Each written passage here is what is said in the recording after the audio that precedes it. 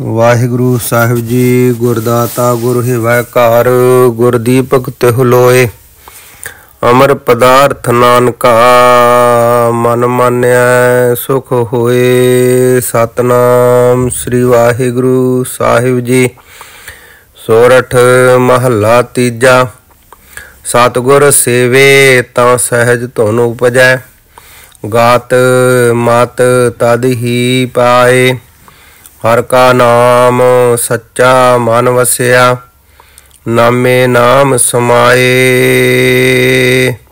ਵਾਹਿਗੁਰੂ ਜੀ ਕਾ ਖਾਲਸਾ, ਵਾਹਿਗੁਰੂ ਜੀ ਕੀ ਫਤਿਹ। ਗੁਰੂ ਪਿਆਰੀ ਸਵਾਰੀ ਸਾਧ ਸੰਗਤ ਜੀ, ਸਤਿਗੁਰਾਂ ਦੀ ਰਹਿਮਤ ਦੇ ਨਾਲ, ਸਤਿਗੁਰਾਂ ਦੀ ਬਖਸ਼ਿਸ਼, ਸਤਿਗੁਰਾਂ ਦੀ ਪ੍ਰਸੰਨਤਾ ਦਾ ਸਦਕਾ ਸਾਹਿਬ ਜੀ ਦਇਆ ਦੇ ਘਰ ਵਿੱਚ ਆਏ। ਆਪਣੇ ਪਿਆਰਿਆਂ ਦੀ ਬੇਨਤੀ ਸੁਣ ਕਰਕੇ ਆਪਣੇ ਪਵਿੱਤਰ ਸਿੰਘਾਸਨ ਦੇ ਉੱਤੇ ਗੁਰਦੁਆਰਾ ਸ੍ਰੀ ਗੁਰੂ ਨਾਨਕ ਦੇਵ ਜੀ ਦਮਦਮੀ ਟਕਸਾਲ ਸੀਮਾਧਾਰੀ ਵਿਖੇ ਜੋ ਮਹਾਰਾਜ ਜੀ ਦੇ ਸਿੰਘਾਸਨ ਹਨ, ਉਹਨਾਂ ਤੇ ਸੁਭਾਇਮਾਨ ਹੋ ਕਰਕੇ ਜੋ ਆਪਾਂ ਨੂੰ ਪਾਵਨ ਉਪਦੇਸ਼ ਬਖਸ਼ਿਸ਼ ਕੀਤੇ ਹਨ, ਸਤਿਗੁਰੂ ਗੁਰੂ ਅਮਰਦਾਸ ਸੱਚੇ ਪਾਤਸ਼ਾਹ ਜੀ ਦੇ ਸਰੂਪ ਵਿੱਚ ਧੰਨ ਸਾਹਿਬ ਗੁਰੂ ਗ੍ਰੰਥ ਸਾਹਿਬ ਜੀ ਅੱਜ ਮਿਹਰਾਂ ਕਰ ਰਹੇ ਨੇ।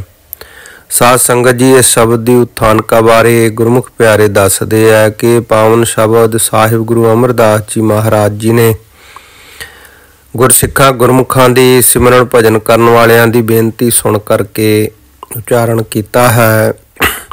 ਉਹਨਾਂ ਬੇਨਤੀ ਕੀਤੀ, ਮਹਾਰਾਜ ਸਹਿਜ ਧੁਨ, ਜਿਹਨੂੰ ਅਨਹਦ ਨਾਦ ਵੀ ਕਹਿੰਦੇ, ਅਨਹਦ ਧੁਨ ਕਿਸ ਤਰ੍ਹਾਂ ਪੈਦਾ ਹੁੰਦੀ ਹੈ।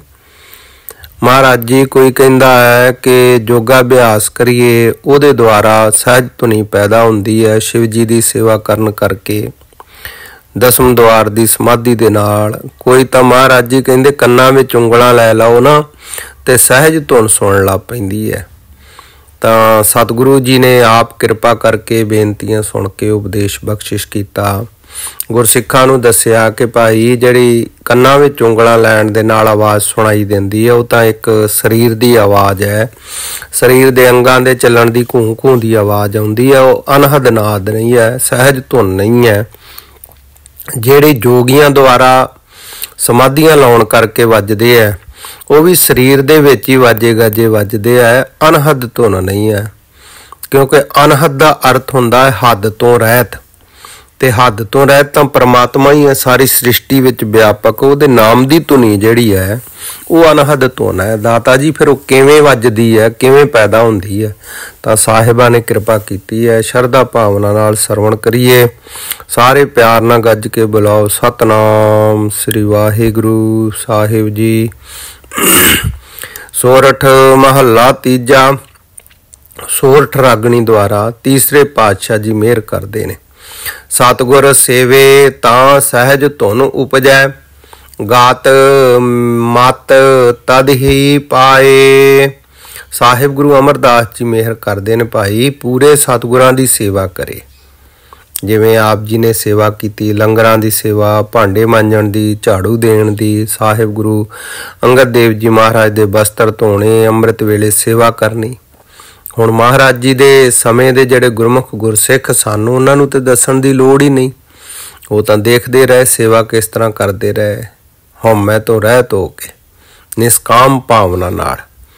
ਕੋਈ ਚੰਗਾ ਕਹਿੰਦਾ ਹੈ, ਕੋਈ ਮਾੜਾ ਕਹਿੰਦਾ ਹੈ, ਪਰ ਚੰਗੇ ਕਹਿਣ ਤੇ ਹੰਕਾਰ ਨਹੀਂ, ਮਾੜਾ ਕਹਿਣ ਤੇ ਕੋਈ ਮਨ ਦੁਖੀ ਨਹੀਂ ਹੁੰਦਾ ਕਿ ਮੈਂ ਸੇਵਾ ਬੜੀ ਕਰਦਾ। ਮਹਾਰਾਜ ਆਪ ਹੀ ਕਰਾ ਰਹੇ ਨੇ। ਐਸੀ ਭਾਵਨਾ ਨਾਲ ਮਹਾਰਾਜ ਜੀ ਨੇ ਸਾਨੂੰ ਸੇਵਾ ਕਰਕੇ ਦੱਸਿਆ, ਭਾਈ ਸੇਵਾ ਇਸ ਤਰ੍ਹਾਂ ਕਰੀਦੀ ਹੈ। ਆਪ ਪੂਰਨੇ ਪਾਏ ਹੈ, ਕਿਰਪਾ ਕੀਤੀ ਹੈ। ਮਹਾਰਾਜ ਜੀ ਕਹਿੰਦੇ ਜਿਹੜੇ ਸਤਿਗੁਰਾਂ ਨੂੰ ਪੂਰਨ ਪਰਮਾਤਮਾ ਸਰੂਪ ਸਤਿਗੁਰਾਂ ਨੂੰ ਚੇਤੇ ਕਰਦੇ ਆ, ਉਹਨਾਂ ਦਾ ਸਿਮਰਨ ਕਰਦੇ ਆ, ਸੇਵਾ ਕਰਦੇ ਆ, ਸਹਿਜ ਧੁਨ ਉਪਜੈ, ਉਹਨਾਂ ਦੇ ਹਿਰਦੇ ਵਿੱਚ ਸੁਭਾਵਕ ਹੀ ਫਿਰ ਨਾਮ ਦੀ ਧੁਨੀ ਪੈਦਾ ਹੁੰਦੀ ਹੈ। ਤੇ ਜਦੋਂ ਨਾਮ ਪੈਦਾ ਹੁੰਦਾ ਹੈ, ਨਾਮ ਚੱਲਣ ਲੱਗ ਪੈਂਦਾ ਹੈ। ਗਾਤ ਉਹਦੀ ਚਾਲ ਕੀ ਹੈ, ਕਿਸ ਤਰ੍ਹਾਂ ਉਹ ਨਾਮ ਚੱਲਦਾ ਹੈ। ਸਵਾਸ ਹੁਣ ਆਪਾਂ ਨੂੰ ਪਤਾ ਹੀ ਨਹੀਂ। ਆਉਂਦੇ ਜਾਂਦੇ ਸਾਹਾਂ ਵਿੱਚ ਵਾਹਿਗੁਰੂ ਮੰਤਰ ਚੱਲਦਾ ਹੈ ਕਿ ਸੁਰਤੀ ਵਿੱਚ ਹੀ ਹੈ? ਕਿਉਂਕਿ ਮੇਰੇ ਖਿਆਲ ਅਨੁਸਾਰ ਤਾਂ ਸੁਰਤੀ ਵਿੱਚ ਹੀ ਚੱਲਦਾ, ਕਿਉਂਕਿ ਸਾਨੂੰ ਚੇਤਾ ਰਹਿਣਾ ਸੁਰਤੀ ਵਿੱਚ।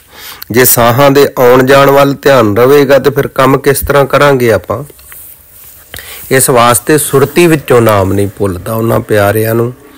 ਗਤ मत उत्तम मत उत्तम मत मेरे हृदय तू आओ, ध्यावो गावो गुण गोविंदा, अत प्रीतम मोह लागै नाओ। ये ऐसी उत्तम मत जिहड़ी श्रेष्ठ मत अकली साहिब सेवी है, अकली पाई है मान। ये उत्तम मत जिहड़ी है ना, महाराज जी कहंदे तद ही पाए, तदों ही प्राप्त हुंदी है श्रेष्ठ मत जिहड़ी है।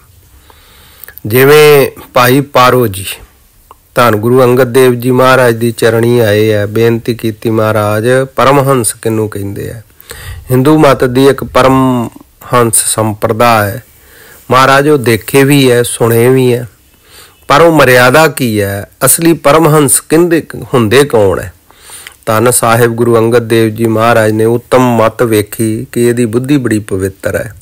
महाराज कहण लगे भाई पारो, जिवें दुध ते पानी इकट्ठा ही मिलिया पिया हुंदा है ना, ते हंसां दी चुंझ विच इन्नी खटास हुंदी है कि जदों पाउंदे उस वेले पनीर जिहा बन जांदा, दुध अड्ड हो जांदा, पानी अड्ड हो जांदा।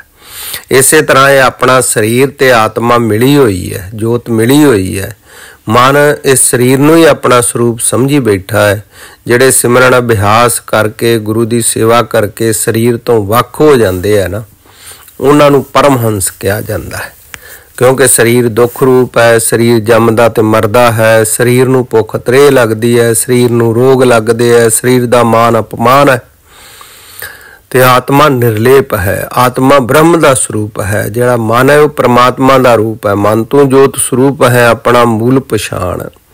जिवें साहिब गुरु जी ने बख्शिश की बाद विच गुरु अमरदास जी ने वो पावन उपदेश गुरु अंगद देव जी महाराज ने दृढ़ किया, नाले मेहर दी निगाह नाल तक्या, बख्शा होईयां। फिर गुरु अमरदास जी दे समय भाई पारो जी ने बेनती की, महाराज नाम जपिया बड़ा रस आउंदा है, जुबान नाल पर जपिया ही नहीं जाता, फिर नींद आ जाती है। ते फिर तो महाराज रात नूं जो सोईंदा जुबाना नहीं ना जपिया जाता। इस तो अगाह अवस्था है तो धन साहिब गुरु अमरदास जी महाराज कहंदे भाई पारो, इस तो अगे है श्वास श्वास सुरती विच जिहड़ा चलना है। हर टाइम ही नाम सुनाई देंदे रहना, सुरती विच याद रहना। ये है महाराज कृपा करो, वो बख्शा हो गईयां। फिर कुछ समय बाद बेनती की, महाराज कहंदे इस तो अगे है हिरदे दा जाप, वो भी दात प्राप्त हुई। फिर साध संगत जी धुनी दी गंढ, परा बाणी दा जाप, फिर जो बोलता है मृग मीन पंखेरू, फिर धरत आकाश पाताल है मेरी जिंदड़ीए, धरती विचों आकाश विचों सारे थावां तो ये तत्तां दे विचों भी नाम दा सुनाई देना। सारे थावां तो नाम ही सुनदा है। जो पंछी मच्छियां जो भी बोलते है केवल नाम ही। फिर रोम रोम सिमरन चलन लग पिया, गुरमुख रोम रोम हर ध्यावै। इस तरह बेनतियां कर करके बड़ा वड्डा इतिहास है साध संगत जी भाई पारो जी का। डल्ला निवासी सुल्तानपुर लोधी के नेड़े नगर जिहड़ा, वो उत्थों दे रहण वाले 72 ब्रह्म ज्ञानी बने इन्हां दी संगत करके उस नगर दे। ऐसी बख्शा वाले भाई पारो जी का इतिहास साध संगत जी। फिर रोम रोम की जो प्राप्ति हो गई ना, कह लगे महाराज जी इतों अगे ते इतों अगे। साहिब गुरु अमरदास जी हस के कहते भाई पारो, शरीर साडे विच ही मिलदा, शरीर छड़ दे हुण। फिर उन्होंने शरीर छड़ दिता पिंड जाके, ते महाराज जी दे स्वरूप विच ही अभेद हो गए। कबीर जिस मरने ते जग डरै, मेरा मन आनंद मरने ही ते पाईया पूर्ण परमानंद। पूर्ण परमानंद की प्राप्ति, क्योंकि शरीर करके भी कोई जिम्मेवारी नहीं रहिंदी। जो कदों कोई दुष्ट गुरु ग्रंथ साहिब जी की बेदबी करते जां कुछ हुंदा है तो गुरमुख प्यारे ब्रह्म ज्ञानियां दे हिरदे भी विचलित हो उठते हैं, अखां चतरू आ जाते। महाराज तुसीं की कौतक खेड रहे हो? हे साहिब गुरु ग्रंथ साहिब जी, तुसीं गुरु गोबिंद सिंह स्वरूप हो, तुहाडे ते फुरने तो बगैर तां तुहाडे कोल कोई आ नहीं सकदा, संगत विच नहीं आ सकदा, गुरुद्वारे आके कोई मत्था नहीं टेक सकदा जे आप जी ना चाहो। महाराज तुहाडी बेदबी किदां हो सकदी है? ये सतगुरां ने जो शहीदियां दित्तियां ना दुष्टां दीयां जड़ां पुट्टण लई, ऐसे वाकिया सुन के इहो जिहियां घटनावां सुण के ब्रह्म ज्ञानी दा हिरदा भी दुखी हो उठदा है। सो पूर्ण परमानंद जिहड़ा है वो शरीर छड्डण तो बाद ही है। फिर अभेद हो जाते हैं ब्रह्म दे विच। हर का नाम सदा मन वसिया, सदा ही उठते बैठते हरि दा नाम परमात्मा दा नाम हिरदे च वसिया, सुते पिया भी चलदा ही रहिंदा है।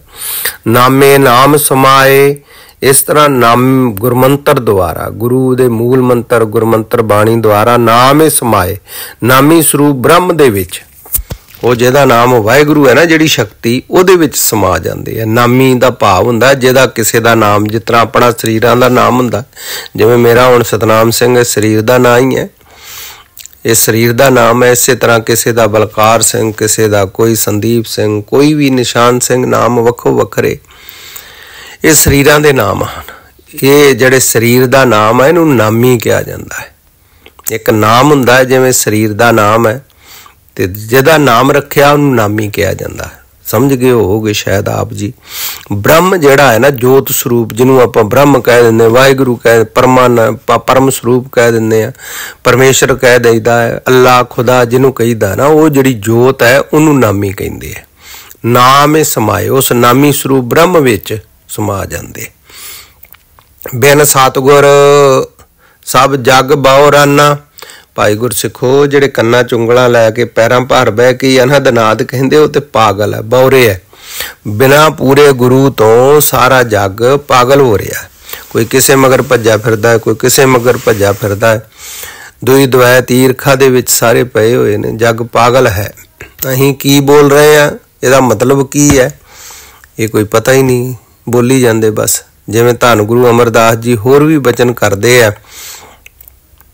ਬਿਨ ਨਾਵੈ ਜਗ ਕਮਲਾ ਫਿਰੈ, ਗੁਰਮੁਖ ਨਦਰੀ ਆਇਆ। ਕਮਲੇ ਜ਼ਿਮੀਂਦਾਰ ਵੱਟਾਂ ਤੋਂ ਲੜਦੇ ਆ, ਇਹ ਦੇਸ਼ਾਂ ਦੀਆਂ ਹੱਦਾਂ ਤੋਂ ਲੜੀ ਜਾ ਰਹੇ। ਵੇਖੋ ਹੁਣ ਕੀ ਹਾਲ ਹੋ ਰਿਹਾ। ਬਾਹਰ ਵਾਲਿਓ ਖਿਆਲ ਰੱਖੋ, ਜਿਹੜੇ ਕਹਿੰਦੇ ਆ ਨਾ ਬਾਹਰ ਬੜਾ ਇਨਸਾਫ ਹੈ, ਬੜੀ ਜੀ ਇਹ ਹਿਊਮਨ ਰਾਈਟਸ ਦਾ ਖਿਆਲ ਰੱਖਿਆ ਜਾਂਦਾ, ਫਲਾਣਾ ਖਿਆਲ ਰੱਖਦੇ ਆ। ਵੇਖੋ ਇਜ਼ਰਾਈਲ ਦੇ ਵਿੱਚ ਕੀ ਹੋ ਰਿਹਾ ਹੈ। ਲੈਬਨਾਨ 4 ਛਪੇਰੇ ਮਾਰ ਮਾਰ ਕੇ ਬੰਬ ਉਹਨੇ ਲੱਖਾਂ ਹੀ ਲੋਕ ਮਾਰ ਦਿੱਤੇ ਆ। ਕਿੱਥੇ ਗਏ ਹਿਊਮਨ ਰਾਈਟਸ ਹੁਣ ਅਮਰੀਕਾ ਦੂਜੇ ਤੀਜਿਆਂ ਦੇ? ਤੇ ਜਿੱਦਣ ਇਹ ਫੈਲੀ ਉਦਣ ਸਾਰਿਆਂ ਨੂੰ ਦੁੱਖ ਉਠਾਉਣੇ ਪੈਣੇ ਆ। ਬਾਬਾ ਠਾਕੁਰ ਸਿੰਘ ਜੀ ਮਹਾਂਪੁਰਸ਼ਾਂ ਦੇ ਬਚਨ 7 ਹੋਣੇ ਆ। ਉਹਨਾਂ ਸਾਨੂੰ ਦੱਸਿਆ ਹੀ, ਸਿੰਘੋ ਪਹਿਲਾਂ ਬਾਹਰ ਲੜਾਈਆਂ ਲੱਗਣੀਆਂ, ਹੌਲੀ ਹੌਲੀ ਹਿੰਦੁਸਤਾਨ ਵੱਲ ਆਉਣੀ ਆ ਤੁਰ ਕੇ ਲੜਾਈ। ਪਹਿਲਾਂ ਬਾਹਰਲੇ ਦੇਸ਼ਾਂ ਸਾਰਿਆਂ 'ਚ ਖਿੱਲਰ ਜਾਣੀਆਂ। ਤੇ ਇਸ ਵਾਸਤੇ ਧਿਆਨ ਰੱਖੀਏ, ਇਹ ਪਾਗਲ ਨਾ ਬਣੀਏ। ਜਦੋਂ ਨਫ਼ਰਤ ਦੀ ਅੱਗ ਫੈਲਦੀ ਹੈ, ਜਦੋਂ ਦੁਈ ਦਵੈ ਈਰਖਾ ਦੀ ਅੱਗ ਫੈਲਦੀ ਹੈ, ਉਦੋਂ ਕੋਈ ਕਾਨੂੰਨ ਨਹੀਂ ਰਹਿ ਜਾਂਦੇ। ਮਹਾਰਾਜ ਜੀ ਕਹਿੰਦੇ ਬਿਨਾਂ ਸਤਿਗੁਰਾਂ ਤੋਂ ਸਾਰਾ ਜੱਗ ਪਾਗਲ ਹੋ ਰਿਹਾ। ਕੋਈ ਪੈਲੀਆਂ ਦੇ ਵੱਟਾਂ ਤੋਂ ਲੜੀ ਜਾਂਦਾ ਹੈ, ਕੋਈ ਨਿਆਣਿਆਂ ਪਿੱਛੇ ਲੜੀ ਜਾਂਦਾ ਹੈ, ਕੋਈ ਪੈਸੇ ਪਿੱਛੇ ਲੜੀ ਜਾਂਦਾ ਹੈ, ਕੋਈ ਕਾਰੋਬਾਰ ਪਿੱਛੇ ਲੜੀ ਫਿਰਦਾ ਹੈ, ਕੋਈ ਮਾੜਾ ਕਹਿਣ ਤੇ ਤੂੰ ਮੈਨੂੰ ਗਾਲਾਂ ਕੱਢੀਆਂ, ਤੂੰ ਮੈਨੂੰ ਬੁਰਾ ਭਲਾ ਬੋਲਿਆ, ਮੇਰੀ ਬੇਇੱਜ਼ਤੀ ਕੀਤੀ, ਇਸੇ ਗੱਲਾਂ ਤੋਂ ਹੀ ਲੜੀ ਜਾਂਦੇ। ਸਾਰਾ ਸੰਸਾਰ ਪਾਗਲ ਹੋ ਗਿਆ। ਮਨਮੁਖ ਅੰਧਾ ਸ਼ਬਦ ਨਾ ਜਾਣੈ, ਮਨ ਮਰਜ਼ੀ ਕਰਨ ਵਾਲਾ ਅੰਨਾ ਹੈ, ਗੁਰੂ ਦੇ ਉਪਦੇਸ਼ ਨੂੰ ਨਹੀਂ ਜਾਣਦਾ। ਝੂਠਾ ਹੈ ਭਰਮ ਭੁਲਾਨਾ ਰਹਾਓ, ਐਵੇਂ ਝੂਠੇ ਰਿਸ਼ਤੇਦਾਰਾਂ ਦੇ ਭਰਮਾਂ ਵਿੱਚ ਹੀ ਭੁੱਲੇ, ਫਲਾਣਾ ਮੇਰਾ ਫਲਾਣਾ। ਇਹ ਨਾਮ ਤਾਰੀਖ ਝੂਠੇ ਸਭ ਸਾਖ। ਜਿਸ ਘਰ 'ਚ ਆਪਾਂ ਜਨਮ ਲਿਆ ਹੈ, ਜਿਹਦੀ ਕੁੱਖੋਂ ਲਿਆ ਉਹ ਮਾਂ ਬਣ ਗਈ, ਜਿਹੜੇ ਪਿਤਾ ਸੰਬੰਧ ਕਰਕੇ ਜਨਮ ਲਿਆ ਜਿਸ ਮਰਦ ਦੇ ਉਹ ਪਿਤਾ ਬਣ ਗਿਆ, ਉਹਦੇ ਭਰਾ ਚਾਚੇ ਤਾਏ ਬਣ ਗਏ, ਭੈਣਾਂ ਭੂਆ ਬਣ ਗਈਆਂ, ਮਾਤਾ ਪਿਤਾ ਦਾਦੀ ਦਾਦਾ ਬਣ ਗਏ। ਉਹਨਾਂ ਦੇ ਗਾਂਹ ਤੋਂ ਗਾਂਹ ਇਸ ਤਰ੍ਹਾਂ ਲੰਮੀ ਲਾਈਨ ਬਣ ਗਈ ਨਾ, ਇੱਕ ਨਾਨਕਿਆਂ ਦੀ ਲੰਮੀ ਲਾਈਨ ਬਣ ਗਈ, ਨਾਨਕਿਆਂ ਤੇ ਦਾਦਕਿਆਂ ਦੀ। ਇਹ ਮਹਾਰਾਜ ਕਹਿੰਦੇ ਨਾਮ ਤਰੀਕ ਝੂਠੇ ਸਭ ਸਾਖ। ਇਹ ਨਾਮ ਹੀ ਧਰਿਆ ਹੋਇਆ।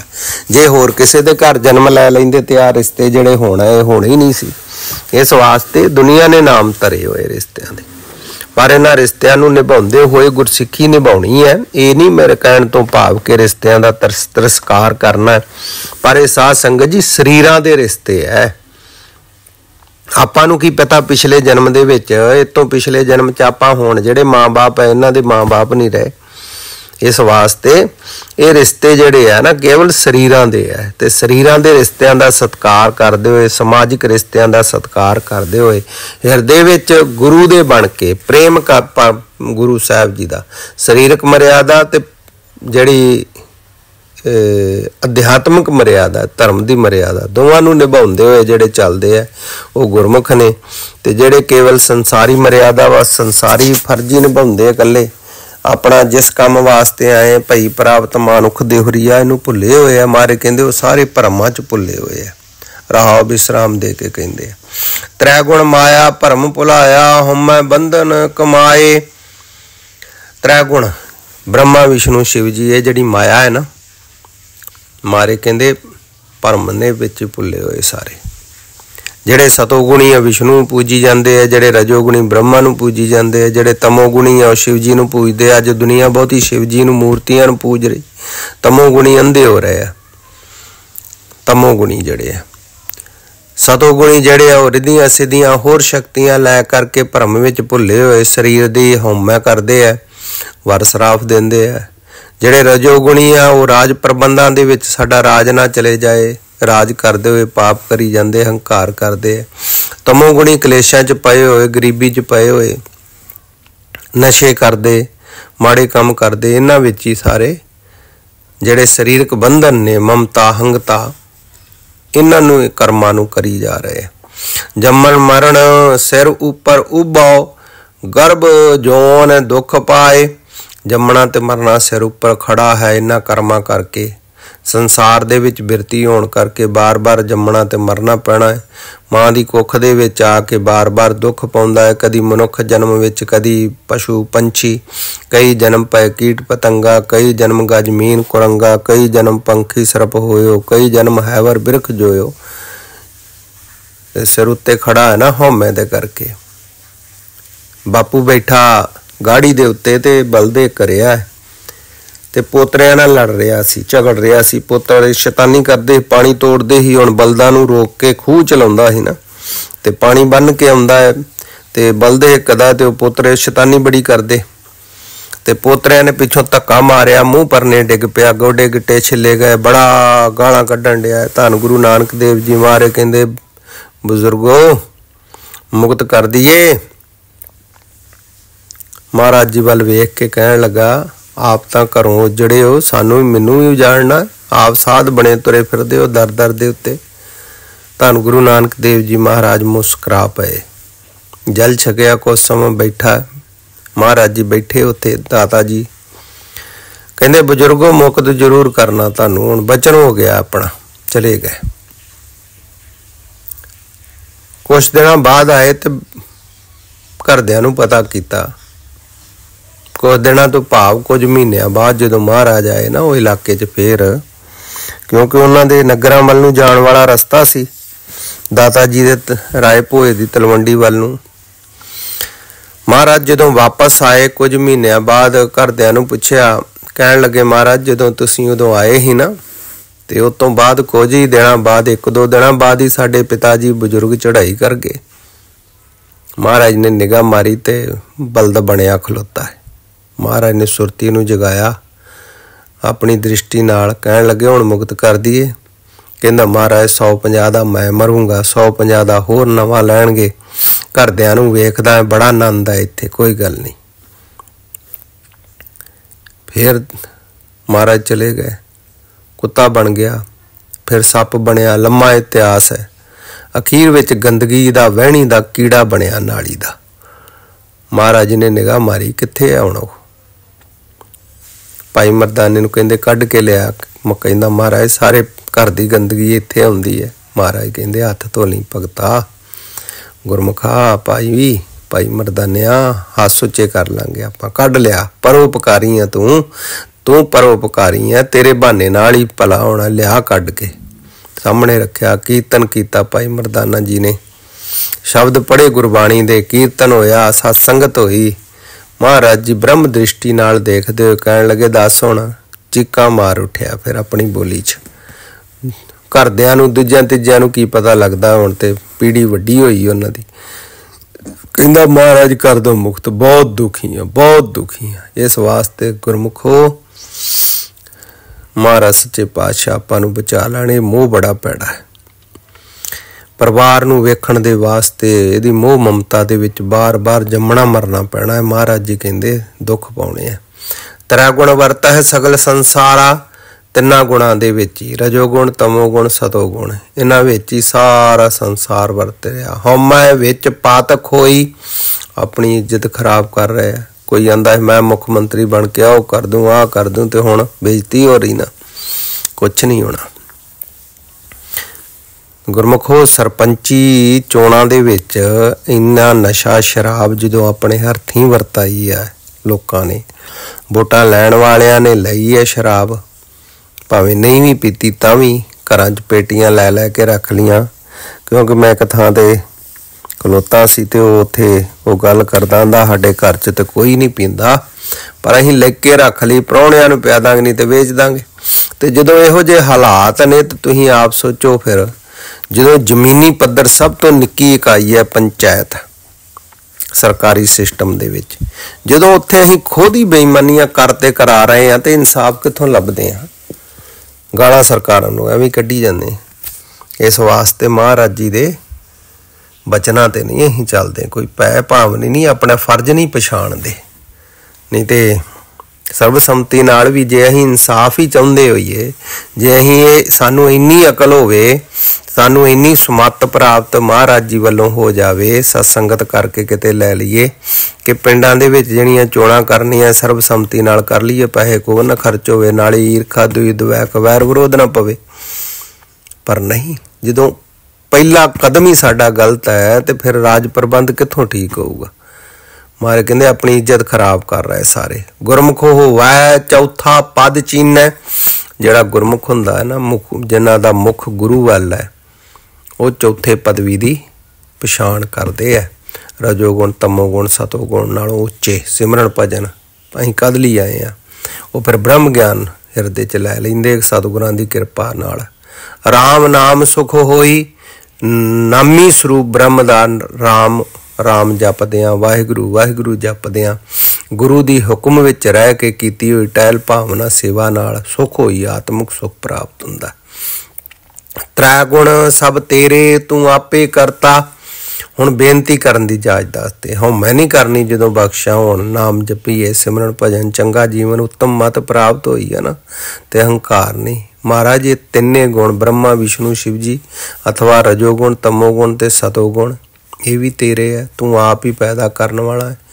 ਜੋ ਤੂੰ ਕਰਹਿ ਸੋ ਹੋਈ, ਜੋ ਤੂੰ ਧਰਤੀ ਇਹ ਸਾਰੀ ਸ੍ਰਿਸ਼ਟੀ ਪੈਦਾ ਕੀਤੀ ਹੈ, ਜੋ ਜੀਵਾਂ ਦੇ ਕਰਮਾਂ ਅਨੁਸਾਰ ਫਲ ਦੇ ਰਹੇ ਹੋ ਮਹਾਰਾਜ, ਜਿਹੋ ਜਿਹੀਆਂ ਵਾਸ਼ਨਾਵਾਂ ਇੱਛਾਵਾਂ ਇਹਨਾਂ ਦੀਆਂ, ਉਹ ਜੇ ਫਲ ਦੇ ਰਹੇ ਹੋ, ਜੋ ਤੁਸੀਂ ਕਰਦੇ ਉਹੋ ਹੀ ਹੁੰਦਾ ਹੈ। ਜੇ ਤੁਸੀਂ ਫਲ ਹੀ ਨਾ ਦਿਓ ਕਰਮ ਦਾ, ਤੇ ਫਿਰ ਕਿੱਥੋਂ ਮਾੜੇ ਕਰਮਾਂ ਦਾ, ਤੇ ਫਿਰ ਕਿਵੇਂ ਮਾੜੇ ਹੋ ਜਾਣਗੇ? ਇਹ ਜਿਹੜਾ ਭੁਗਤਾਰ ਹੈ ਸਾਰਿਆਂ ਨੂੰ, ਜੋ ਤੂੰ ਕਰਦਾ ਉਹ ਹੁੰਦਾ ਹੈ। ਨਾਨਕ ਰਾਮ ਨਾਮ ਨਿਸਤਾਰਾ, ਸਭ ਦੇ ਹਉਮੈ ਖੋਈ। ਮਹਾਰਾਜ ਕੀ ਕਰੀਏ ਫਿਰ? ਮਹਾਰਾਜ ਕਹਿੰਦੇ ਪੂਰਨ ਗੁਰੂ ਦੇ ਲੜ ਲੱਗੋ। ਪਹਿਲਾ ਹੀ ਬਚਨ ਜਿਹੜਾ ਕਿਹਾ ਨਾ ਕਿ ਗੁਰੂ ਦੀ ਸੇਵਾ ਕਰੋ, ਬਿਨਾਂ ਗੁਰੂ ਦੀ ਸੇਵਾ ਤੋਂ ਇਹ ਸਭ ਕੁਛ ਹੋ ਰਿਹਾ। ਗੁਰੂ ਦੇ ਲੜ ਲੱਗ ਕੇ ਨਿਸਕਾਮ ਭਾਵਨਾ ਨਾਲ, ਪ੍ਰੇਮ ਭਾਵਨਾ ਨਾਲ ਬਖਸ਼ਾ ਲੈਣ ਵਾਸਤੇ ਸੇਵਾ ਕਰੀਏ। ਨਾਮੀ ਸਰੂਪ ਬ੍ਰਹਮ ਦੇ ਸਿਮਰਨ ਭਜਨ ਨੂੰ ਜਪਦਿਆਂ ਹੋਇਆਂ ਆਪਣੀ ਹਉਮੈ ਨੂੰ ਨਾਸ ਕਰੀਏ ਕਿ ਮੈਂ ਸਰੀਰ ਨਹੀਂ ਹਾਂ, ਇਹ ਹੈ ਹਉਮੈ, ਮਮਤਾ ਤੇ ਹੰਗਤਾ, ਇਹਨੂੰ ਹਉਮੈ ਕਹਿੰਦੇ। ਸਰੀਰ, ਮੈਂ ਸਰੀਰ ਹਾਂ, ਇਹ ਜਿਹੜਾ ਮਨ ਦੇ ਵਿੱਚ ਹਰ ਟਾਈਮ ਆਉਣਾ, ਆਪਣਾ ਨਾਮ ਨੂੰ ਕਹਿਣਾ ਕਿ ਮੈਂ ਇਹ ਆ ਨਹੀਂ, ਇਹ ਤੇ ਸਰੀਰ ਹੈ, ਇਹ ਤੇ ਘਰ ਹੈ, ਇਹਨੂੰ ਜਿੰਨੇ ਚਿਰ ਹਉਮੈ ਨੂੰ ਨਹੀਂ ਛੱਡਦੇ ਮਾਰੇ ਕਹਿੰਦੇ ਆਤਮਿਕ ਸੁੱਖ ਨਹੀਂ ਹੋਏਗਾ। ਗੁਰੂ ਦੇ ਉਪਦੇਸ਼ ਦੁਆਰਾ ਸਰੀਰ ਦੀ ਪਕੜ ਨੂੰ ਛੱਡੋ, ਨਾਮ ਸਿਮਰਨ ਕਰੋ, ਇਸ ਤਰੀਕੇ ਨਾਲ ਬਖਸ਼ਾਂ ਹੋਣਗੀਆਂ। ਅੱਜ ਸਤਿਗੁਰਾਂ ਨੇ ਪਾਵਨ ਉਪਦੇਸ਼ ਬਖਸ਼ਿਸ਼ ਕੀਤੇ। ਅਰਦਾਸ ਪਾਸੋਂ ਕਥਾ ਕਰਦਿਆਂ ਹੋਈਆਂ ਭੁੱਲਾਂ ਦੀ ਖਿਮਾ ਬਖਸ਼ਣੀ, ਅੱਗੇ ਵਾਸਤੇ ਸਮੱਤ ਬਖਸ਼ਣੀ। ਸਾਧ ਸੰਗਤ ਜੀ, ਸਤਿਗੁਰੂ ਸਾਹਿਬ ਸਾਰਿਆਂ ਨੂੰ ਚੜ੍ਹਦੀ ਕਲਾ, ਨਿਮਰਤਾ, ਸ਼ਰਧਾ, ਪ੍ਰੇਮ ਭਾਵਨਾ ਨਾਲ ਗੁਰੂ ਘਰ ਦੀ ਸੇਵਾ ਕਰਨ ਦਾ, ਸਿਮਰਨ ਕਰਨ ਦਾ ਜੋ ਹੈ ਆਪ ਜੀ ਨੂੰ ਬਲ ਬਖਸ਼ਣ। ਦਾਸ ਪਾਸੋਂ ਹੋਈਆਂ ਭੁੱਲਾਂ ਦੀ ਮਾਫੀ ਬਖਸ਼ਦੇ ਹੋਏ ਪਿਆਰ ਨਾਲ ਗੱਜ ਕੇ ਬੁਲਾਓ। ਵਾਹਿਗੁਰੂ ਜੀ ਕਾ ਖਾਲਸਾ, ਵਾਹਿਗੁਰੂ ਜੀ ਕੀ ਫਤਿਹ।